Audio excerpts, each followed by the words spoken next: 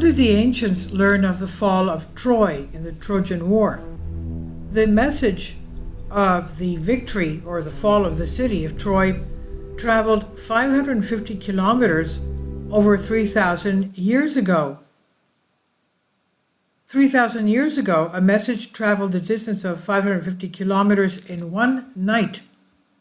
Troy had fallen, and Agamemnon, king of the Achaeans, that's around Sparta today, was sending the happy news to his wife Clytemnestra, who was waiting for him back in Mycene. As we said, that's near Sparta in Greece.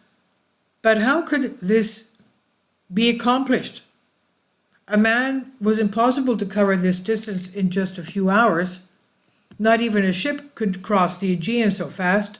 The method used by the Achaeans to announce their triumph had been invented by Palamedes and was known by the name of Frictoria, or rather Frictoria because there were many of them.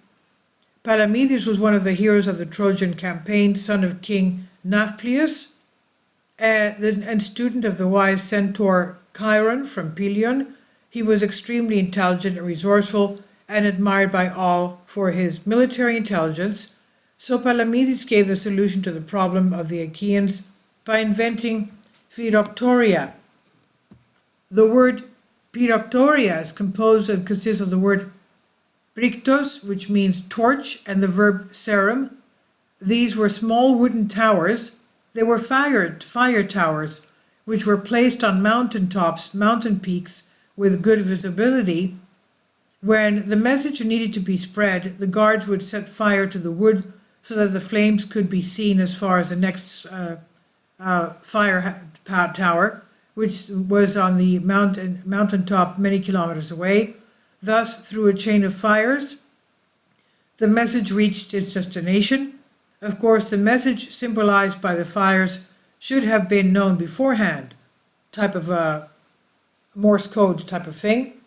Let's remember that even the ancient, Native Americans used smoke signals to pass messages on to each other. Well, think of that. That's just something like this.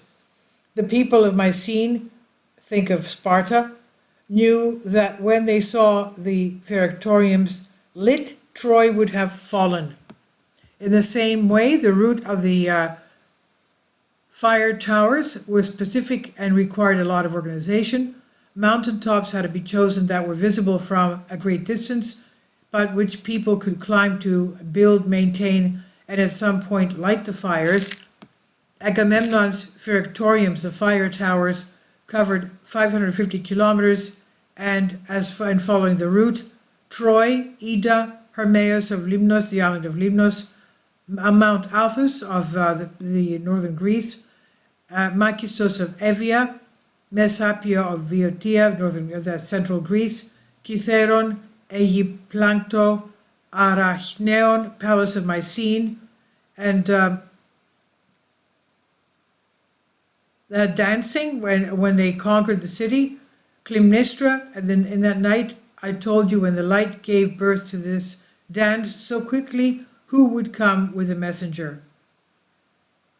Hephaestus, bright, sending light from Ida, trading the ready fire, one with another, the flames brought it there. This is what I am telling you about the sign from Troy that the oracle my husband has sent me. This is from Aeschylus, Agamemnon, verses 263 to 304. Excerpts translated by Tasso Russo. The fire towers were used for centuries, even in the Byzantine era. They were known as Camino Vigilatoris, from caminos, meaning fire, and the word vigila, which comes from Latin and means watchtower.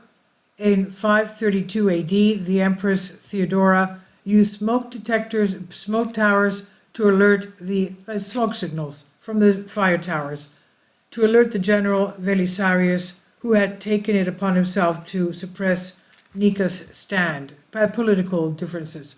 Another reference to the important role of these fire towers was made by Nicephorus Phocas in his work periparadromis, where he mentioned that they were used to warn the civilian population that enemies were approaching so that they could hide. Please leave your comments and thank you for your support.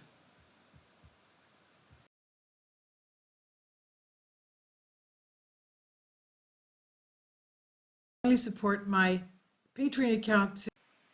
The daily posts are 5 videos daily, and they are totally different from what I have on my YouTube channel. Thank you so much for your support and that you find all my content so interesting. You'll find the Patreon account details in the description box below.